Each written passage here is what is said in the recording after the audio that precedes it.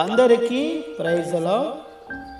ఈరోజు దేవుని పరిశుద్ధమైన వాగ్దానం, లోకము తన కుమారుని ద్వారా రక్షణ పొందిరికే గాని లోకమునకు తీర్పు తీర్చుటకు దేవుడు ఆయన లోకమునకు పంపలేదు. యోహాను సువార్త 3వ అధ్యాయము 17వ వచనం.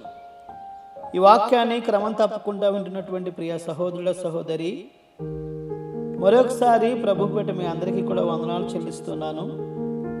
ఈ దినాన్న ప్రభు మనకు అనుగ్రహించిన వాగ్దానాన్ని మనం జ్ఞాపకం చేసుకున్నట్లయితే, లోకము తన కుమారుని ద్వారా రక్షణ పొందుటకు దేవుడైనటువంటి యెహోవా తన ప్రియ కుమారుని యేసుక్రీస్తు ప్రభువాన్ని లోకానికి పంపించడం జరుగుతూ వచ్చింది.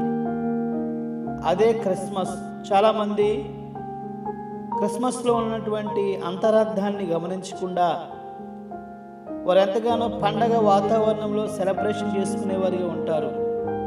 కానీ యేసుక్రీస్తు ప్రభువారు కన్యక గర్భాన్న జన్మించడానికి గల కారణం ఏమిటి అంటే, పాపులైనటువంటి మానవుని రక్షించడం కొరకు, పరలోక రాజ్యానికి మానవుని వారసుగా చేయడం కొరకే ఆయన ఈ లోకానికి వచ్చినట్లుగా మనం గమనించవచ్చు.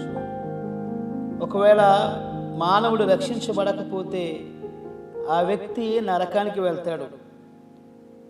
తండ్రి అయిన దేవుడు తన కుమారుని లోకానికి పంపించడానికి గల కారణం, అందరూ అంతటా మారు మనసు పొందాలని, యేసు ప్రభువాన్ని స్వంత రక్షకునిగా అంగీకరించి ఆయనను హృదయంలో చేర్చుకునేవారిగా ఉండాలని ప్రభువు ఆశిస్తూ ఉన్నారు.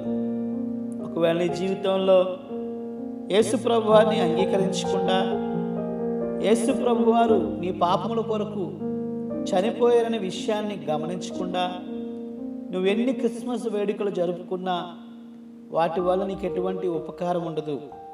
అంతేకాదు, యేసు ప్రభువారిని నీవు అంగీకరించకుండా ఉన్నట్లయితే నీవు తీర్పులోనికి వెళ్తావని వాక్యం సెలవిస్తూ ఉంది. ఆ తీర్పులో ప్రభువు వారిని అంగీకరించినటువంటి వారు పరలోక రాజ్యానికి వారసులు అవుతారు.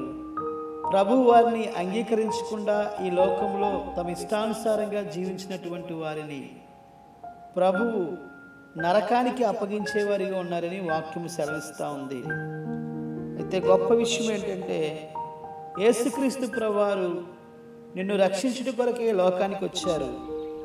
ఆయన యందు నీ విశ్వాసం ఉంచినట్లయితే, ప్రభువా నేను పాపిని, నన్ను క్షమించుము అని అడిగినట్లయితే ఆయన నిన్ను రక్షించి పరలోకానికి వారసునిగా చేస్తారని ప్రభుపేట నీకు తెలియపరుస్తూ ఉన్నాను. నీవు తీర్పులోనికి వెళ్ళాలని, ఆ నరకాగ్నిలో యాతన పడాలని దేవుని ఉద్దేశం కాదు. నీవు ఆ యొక్క యాతనకరమైన ప్రదేశానికి వెళ్ళకూడదనే యేసుక్రీస్తు ప్రభువారు కలువరి శిలువలో వేలాడారు. నీ కొరకు ఆయన రక్తమంతా చిందించారు. ఆయన శరీరం అంతా గాయపరచబడింది. అనేకమైన అవమానకరమైన పరిస్థితులు, వేదనకరమైన పరిస్థితులు ప్రభువు సహించారు, ఓర్చుకున్నారు. దానికి గల కారణం, నీవు రక్షించబడి ప్రభు యొక్క బిడగా చేయబడి ఈ లోకంలో ప్రభు కొరకు నమ్మకమైన సాక్షిగా జీవించి నీకున్నటువంటి అలవాట్లని విడిచిపెట్టి ప్రభువు నామాన్ని హెచ్చించాలని, పూజించాలని దేవుని యొక్క ఉద్దేశము. అంతేకాదు, తరతరములు ఆయనతో కలిసి నీవు జీవించేవాడిగా ఉండాలని ప్రభువు ఆశిస్తూ ఉన్నారు. నీవు ఇంకా యేసు ప్రభువాన్ని నమ్ముకోకుండా ఉన్నావా? అయితే ఇదే అనుకూల సమయం, ఇదే రక్షణ దినమైన వాక్యం సెలవిస్తూ ఉంది. ఆయన ద్వారా నీవు రక్షించబడుటకే యేసుక్రీస్తు ప్రభువారు ఈ లోకానికి వచ్చారు కనుక యేసును నమ్ము.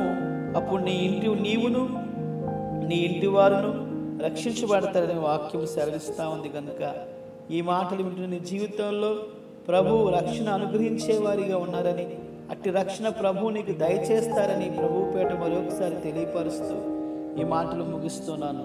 రండి ప్రార్థన చేసుకుందాం. మా పరిశుద్ధుడైన మా పరమ తండ్రి, మరొకసారి మీకు వందనాలు స్తోత్రాలు చెల్లించుకుంటా ఉన్నాము.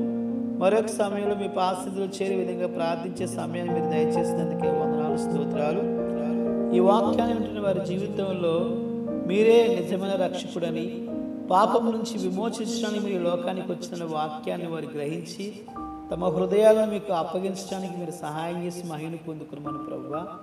అయ్యా, వారు తమ హృదయాలను మిమ్మల్ని అంగీకరించినట్లుగా వారి మనోనేత్రాలు తెరిచి మీ నామానికి ఘనత తెచ్చుకోమని తండ్రి.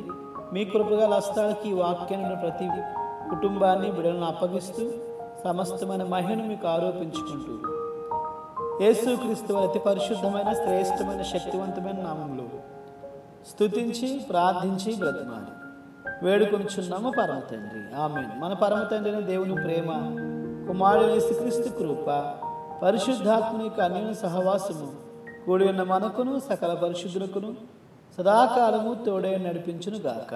ఆమేన్.